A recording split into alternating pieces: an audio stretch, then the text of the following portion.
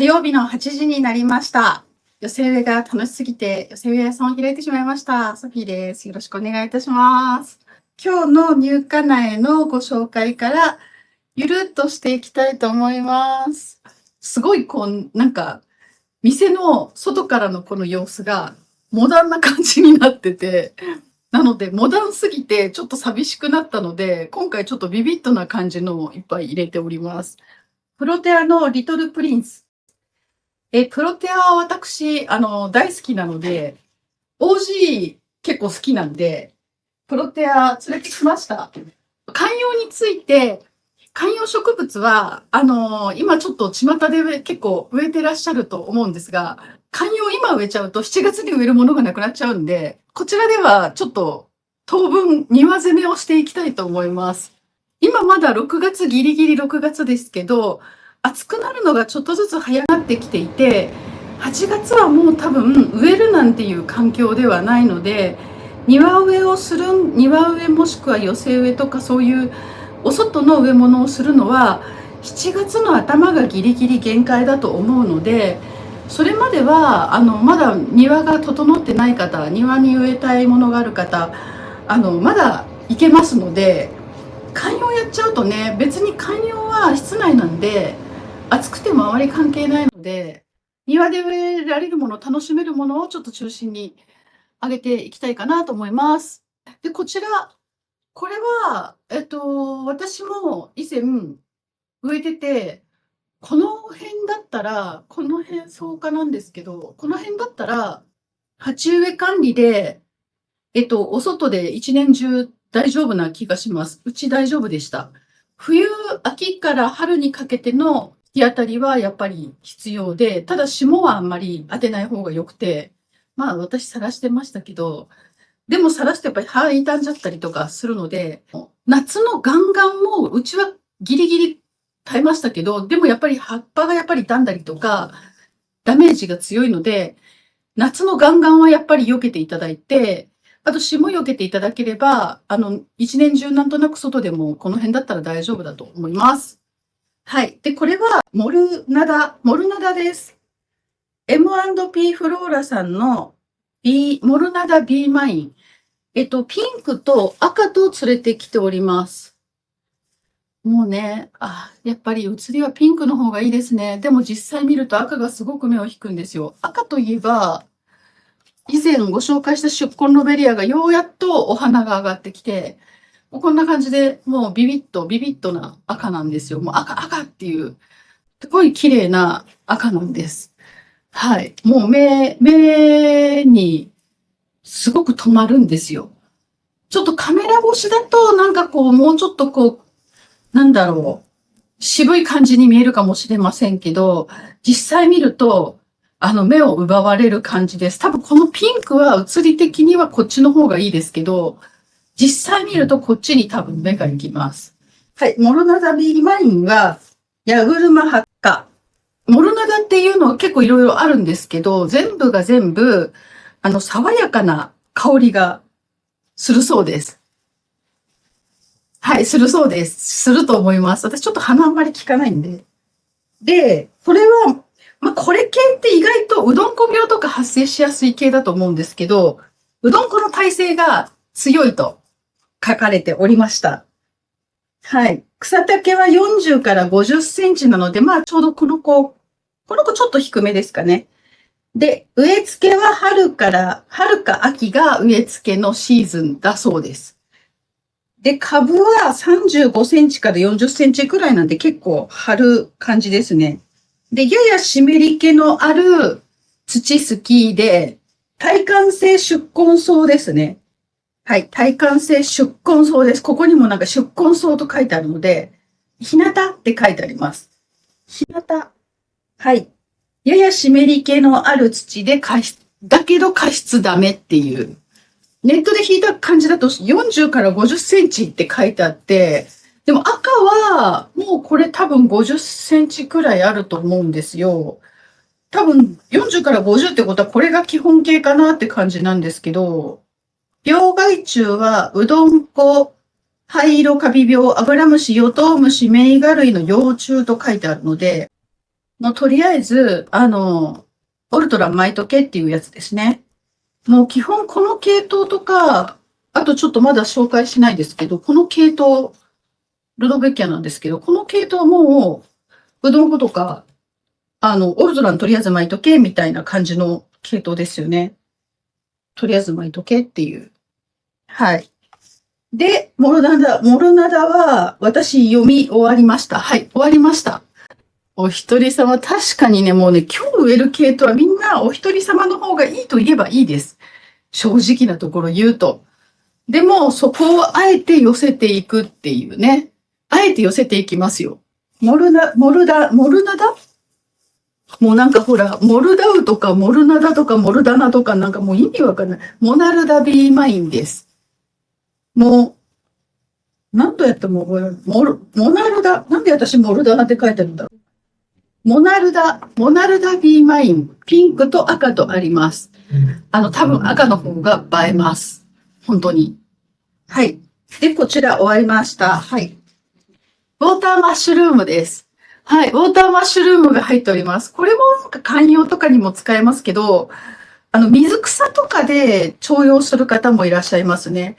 こんな感じで、熱帯から温帯に分布、セリ科ということで、一応なんか水草、金魚とかメダカとかの水草みたいな、なんかこう水っ気のところに、なんかこの辺まで埋まっちゃっても結構大丈夫っていうか、この辺ね、まで水に入ってても意外と大丈夫なので、水草みたいに植えてらっしゃる方もいますけど、まあ普通に水切れるの嫌っていう子ですね。ちょっと待って。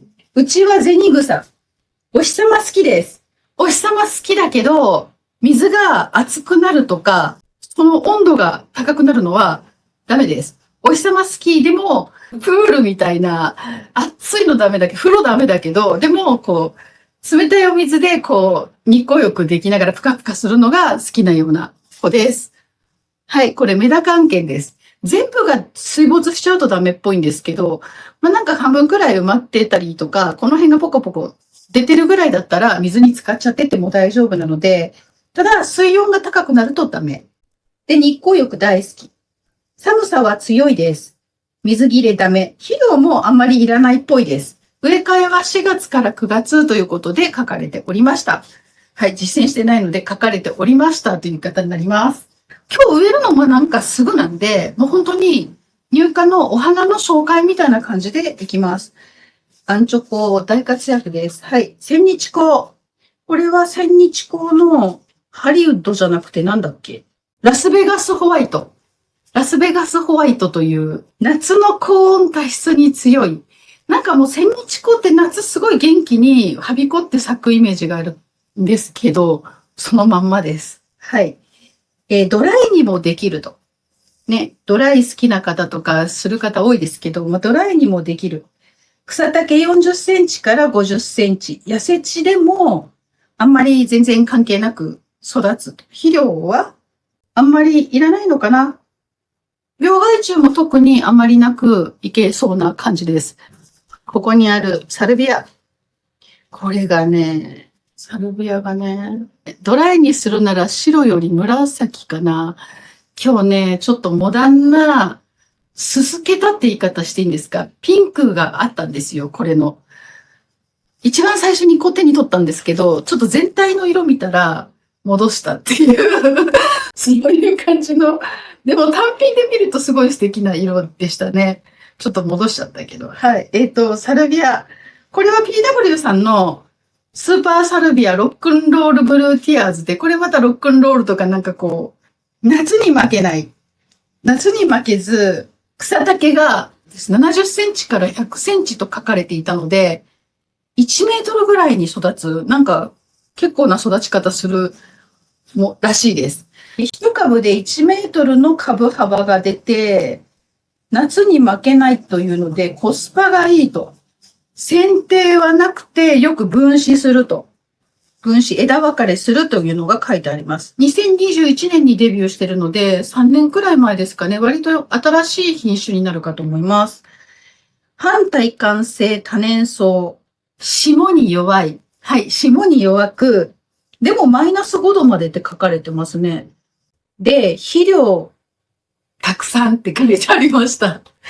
日向から半日陰で肥料たくさんってことは、めちゃくちゃ肥料食いだってことですね、きっと。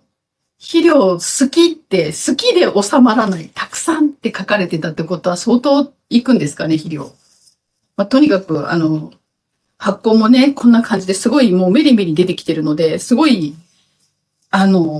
育ちは旺盛な感じが、もうすでにこう、予兆が見られるぐらい、すごそうです。サルビア。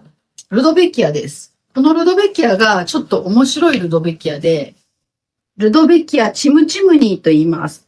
このちょっと見てわかるでしょうか？花の先が細い、羽のような花びら、ヒュって細く長くなった花びらなんですけれども、これ咲くと花の中心のこの、なんていうんですか、芯は濃い茶色になります。普通のルドベキアもそうなんですけど、で、これは咲き始めの方ですね。咲き始めの方は、こういう細いお花ですごく可愛らしいんですけれども、咲き進むと、こんな感じのすごいボリュームが出るルドベキアチムチムニですね。めちゃくちゃ可愛くないですか？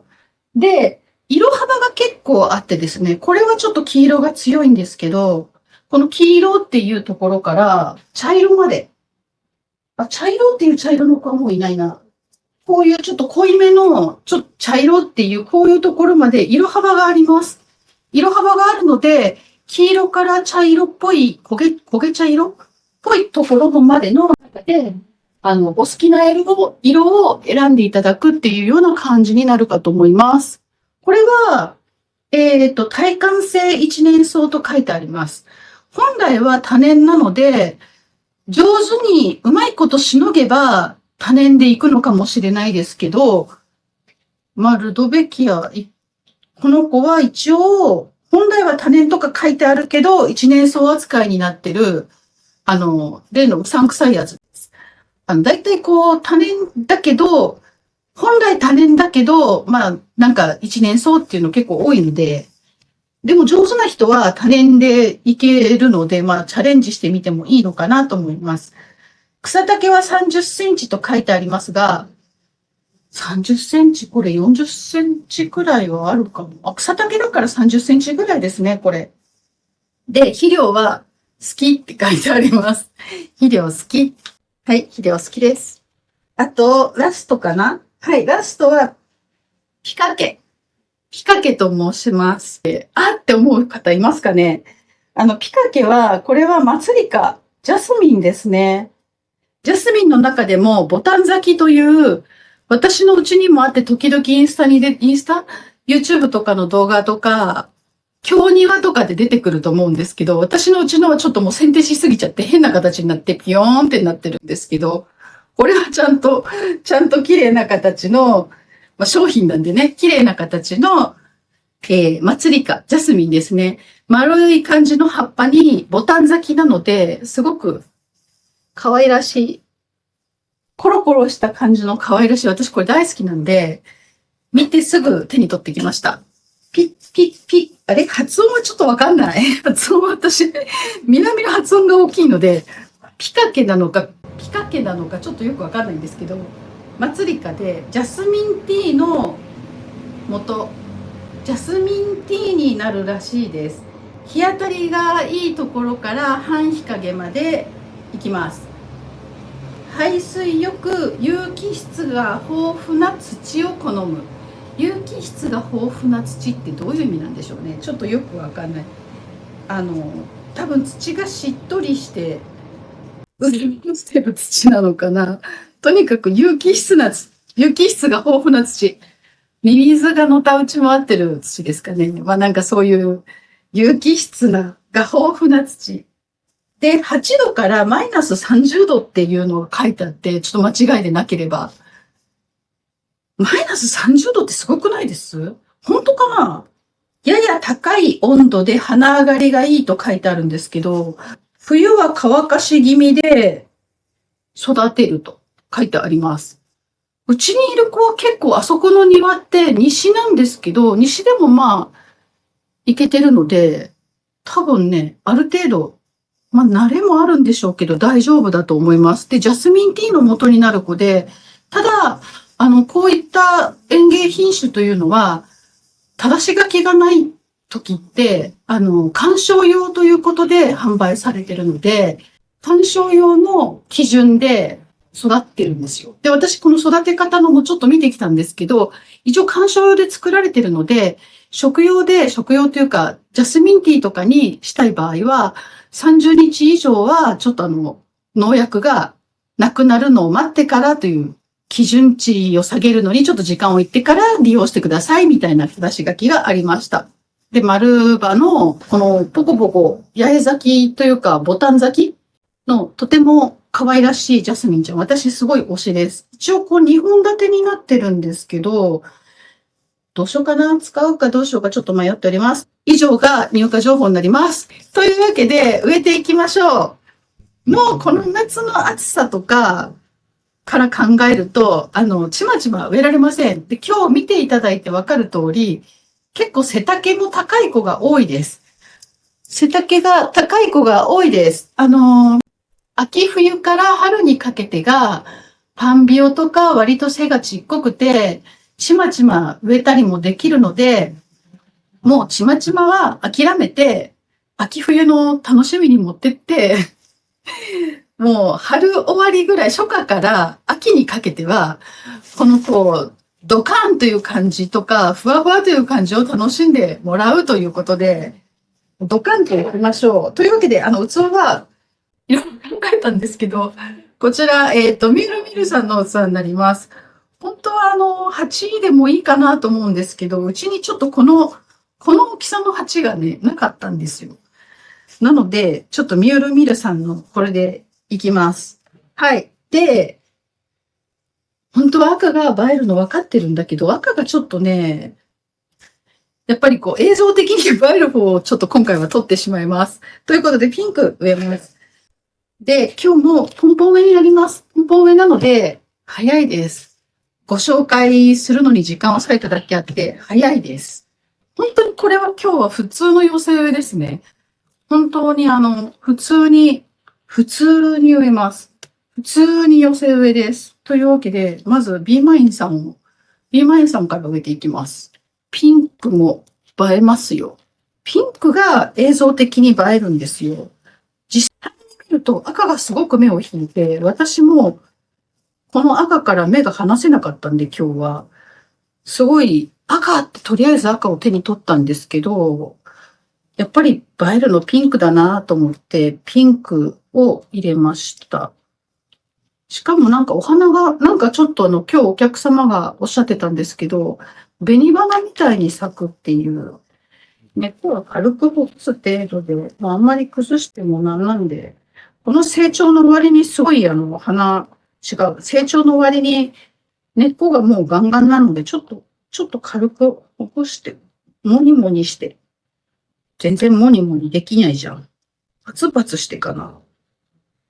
もう、なんて言ったって、成長する子しかいないんで、花上がりも良い子ですよ。モデルナ。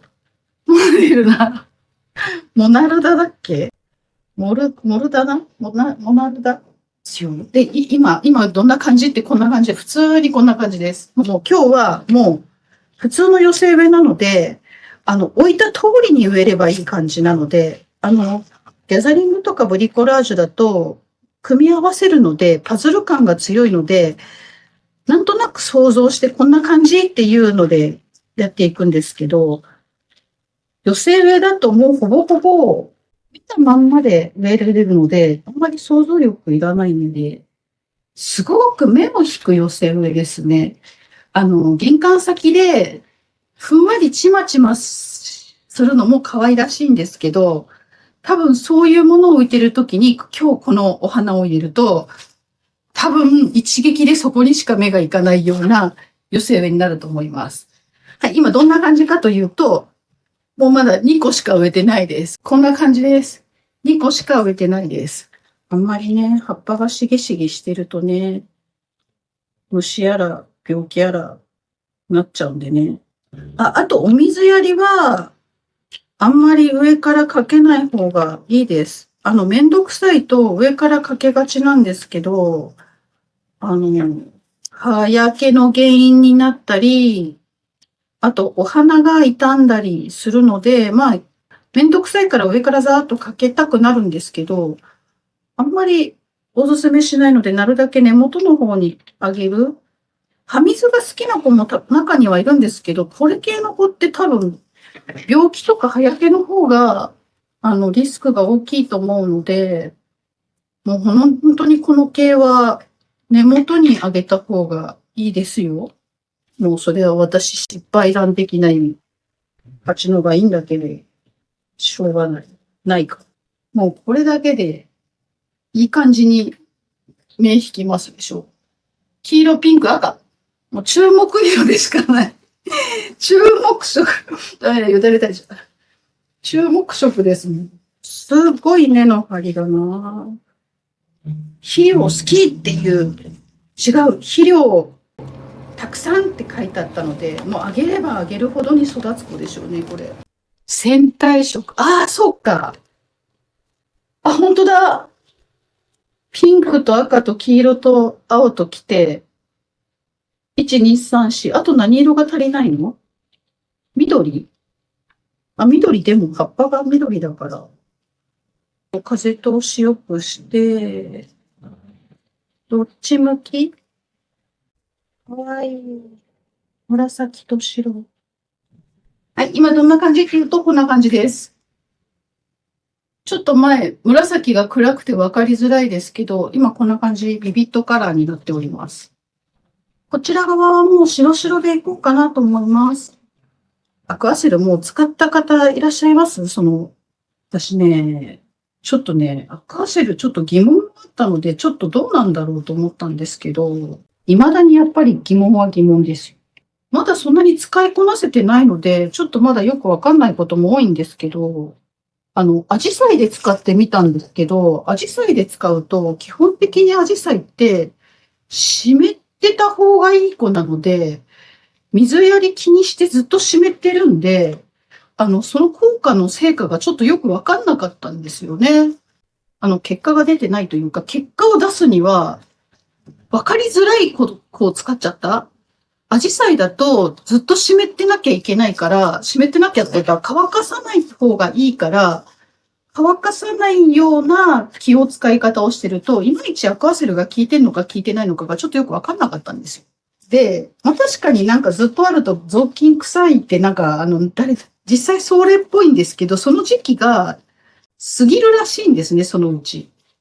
なので、そういう時期もあるけど、いつの間にかそういう臭さなくなるよみたいなのも聞いたんですけど、なんかね、まだね、ちょっと寄せ植えで成功したっていう感動を私はまだ味わってないので、管理には向いてそうだなーっていう手応えだけ。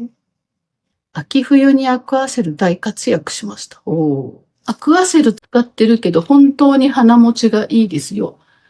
雑巾臭いのはシートに水を張って管理するときだと思います。合わない植物はあると思います。いろんな考え方があると思います。結局、アクアセルって根っこが入るとすごく違うっていうのをなんかおっしゃってたので、私、どんな感じなのかちょっとまだ根っこが刺さるまで育てたことがないんで、わかんないんですけど、今日はこんな感じで本番上で言っております。どんな風に説明しましょうか。これがルドベキアのチムチムニーさんです。細いお花がだんだんこう広がって豪華になっていく。最初はこういう咲き始めは細い花なんですけど、こんな感じで最終的にはすごい豪華なお花になります。で、このゆらゆら系が結構ね、しなります、この子。私のうちの子もしなってるんで、なので、ちょっと低木というか、木なんですけど、まあ、お茶っ葉なんでね、木なんですけど、寄せるときには、ちょっと、まあ、いい感じにしなって、しかもボタン咲きなので、めちゃくちゃこれ可愛いです。おすすめ。はい。で、モナルダですごく豪華で、これもこんな感じでこれから咲いてくるので、めちゃくちゃ目を引くし、宿根ロベリアもとても華やかな咲き方なので、多分画面でこの程度ってことは実際に見ると相当映えます。夏の存在感ありの鉢でいいですね。はい。ちょっと大きめの鉢にこれだけのものを植えると多分夏元気いっぱいですごく見応えがある鉢になると思いますので、根もしっかり張るのかな。アクアセルですか？これはこんな感じじゃなくてもっと深さがある子の方が絶対いいです。大きさ的にはこの幅が多分30センチくらいかな。30センチくらいの30から40センチくらいなんですけど、もうちょっとあってもいいかも。深さはもうちょっとあった方がいいです。この倍くらいはあった方がいいですね。そうすると、よくこう、素焼きの玄関先にどやるこういう鉢があるじゃないですか。なんかこういう感じの。ああいう鉢に植えると、すごく存在感が出て、夏の多分そこら中で一番華やかな感じの見栄えのする玄関が演出できます。白とか紫っていうのが今はそこまで感じないかと思いますけど、夏ってやっぱり暑いと涼しい色が欲しくなるんですよ。で、涼しい色ばっかりだと、やっぱりちょっと寂しくなるので、このくらいのインパクトがあって涼しいカラーがあるのは、あとやっぱり玄関先ですごく目を引きます。私も実際購入するときって実物を見てじゃないと買わないので、実物を見たインパクトで買ってるのでおすすめです。はい。偉そうに言ってます。はい。もうただもうポンポン植えただけなので誰でもできます。もう間違うこともなく失敗することもなく、失敗するとしたら多分この鉢の高さもうちょっとあった方がいいとか、しかもポンポン植えなのでもう間違いなく失敗しません。はい。